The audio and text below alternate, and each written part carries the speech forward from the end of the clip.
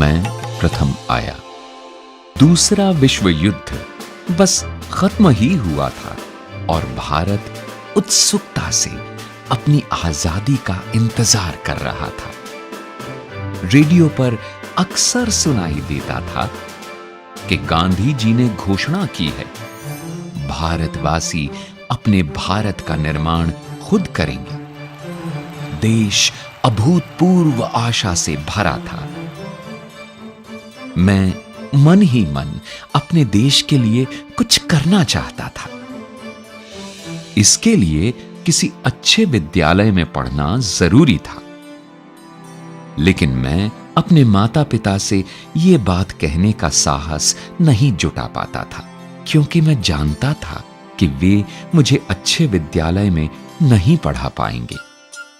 एक दिन मुझे अचरज में डालते हुए मेरे पिताजी ने मुझसे कहा, अब्दुल, मैं जानता हूं कि तुम्हारे मन में आगे पढ़ने की कितनी इच्छा है।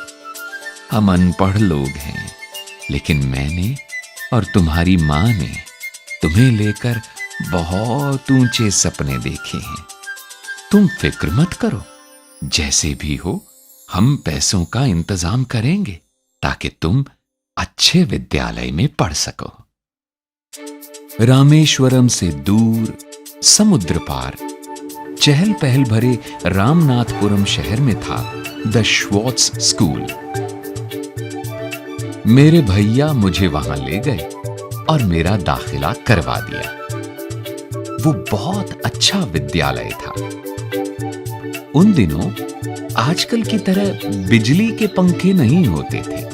मौसम गर्म और उमस भरा होता तो छात्रों को पेड़ों के नीचे बैठाकर पढ़ाया जाता। दूसरे विषय की कक्षा में जाने का मतलब होता था दौड़कर दूसरे पेड़ के नीचे जाना। एक दिन मैं जल्दी में गलत कक्षा में चला गया।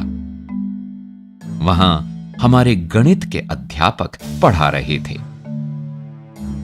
वे चश्मे में से मुझे घूरते हुए बोले, अगर तुम सही कक्षा नहीं ढूंढ सकते तो तुम इस विद्यालय में क्या कर रहे हो?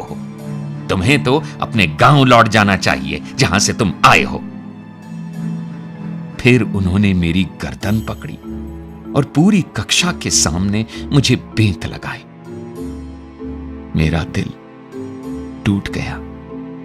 मुझे इस विद्यालय में भेजने के लिए मेरे परिवार ने बहुत त्याग किया था। कभी कभी मुझे घर की बहुत याद आती थी, लेकिन मैंने ठान लिया था कि मैं अपने परिवार का नाम जरूर रोशन करूंगा।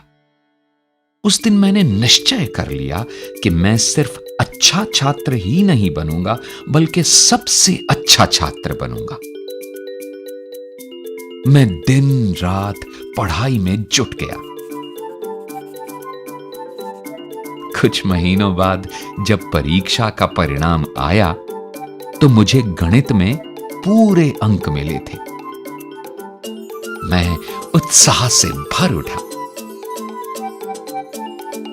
अगली सुबह प्रार्थना के बाद मुझे दंडित करने वाले गणित के अध्यापक जी खड़े हुए और मुस्कुराकर बोले, मैं जिसे भी बेंत लगाता हूं वह महान बन जाता है।